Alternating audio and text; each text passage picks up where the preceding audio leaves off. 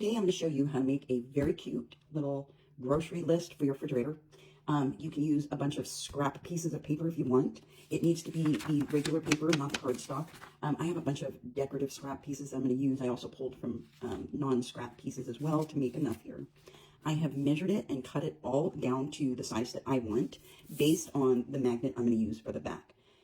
This one I'm going to put on the back just like this, and I may use some more or another magnet down at the bottom to make sure that it holds on the fridge. But what you'll need is washi tape.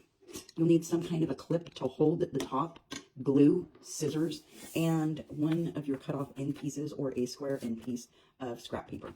And I am going to actually round the corners on the bottom because I think it makes it look softer and I actually like that. So I'm going to use the corner rounder. You don't have to do this step if you do not want to. One other step you can do, which is purely optional, is to score it.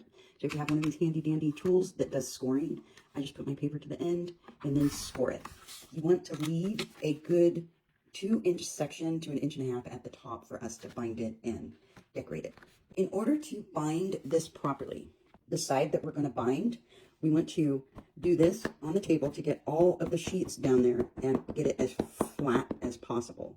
And once we have that all lined up and as flat as possible, we're going to hold it tight just like this. We're going to take our clip and we're going to put the clip right here at the very edge so it will hold those papers together nice and tight in there. And the reason we're going to do that is because we're going to glue this edge, so we want it to stay nice and tight. The glue that I am using for this is Precision Craft Glue, Barely Art Precision Craft Glue. It is my favorite glue. You can use whatever glue that you want as long as it is good glue. Now you can use a Q-tip or a paintbrush, whatever you want in order to spread this out. You can use your finger. It all depends on how you want to use it.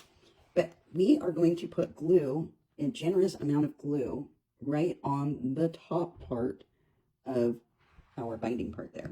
Now I am going to take this and spread it out in here. But anyways, we're going to spread this glue out in here, and I'm going to do this twice to make sure there's a generous amount on this side. Now, Barely Art Precision Craft Glue dries pretty quickly, I think. I like the length of time it takes to dry. But we're going to do that on both sides and make sure we have it glued really well on both sides. Now, depending on what glue you're using, you're going to let it sit and dry for the amount of time that it takes for that glue to dry. After it has dried, you're going to take your extra piece, smaller piece that you have here, and we're just going to put glue all over it. And we're going to use this as an extra support to hold our pages together. So we're going to take this, we're going to make sure we're pinching it up at the top to make sure we hold those together. And because I scored this down here, we're going to make sure we don't go all the way down for this. So in the front, we're going to glue this about 1 inch down. And then we're going to fold it over to the other side. Just like that. And I'm going to get it glued really well on there. I like to put my clip back on it after this and let it sit for a little bit so it can really dry really, really good. Now that it has all dried, we can install the magnet part of the page. Now you can do this on the regular back of this, but I do like to add a little piece of cardstock on the back. This is also purely optional if you want to add cardstock to the back. So you'll just put the glue all over the part that you want to glue onto the back. And for your magnet, you are going to take it and you are going to glue your magnet up at the top.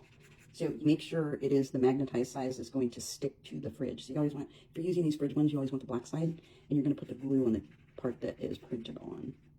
I like using these because you get these for free all the time in the mail, you name it, all kinds of stuff.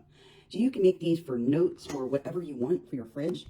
So after you put the magnet on, you can take your washi tape. You can use a regular piece of tape for this as well if you don't have washi tape. And you just tape your magnet on just to give it a little extra staying power, even though you have glue. So that way when you're putting it on and off of the fridge, if you're taking it on and off, the magnet doesn't eventually become loose and fall off.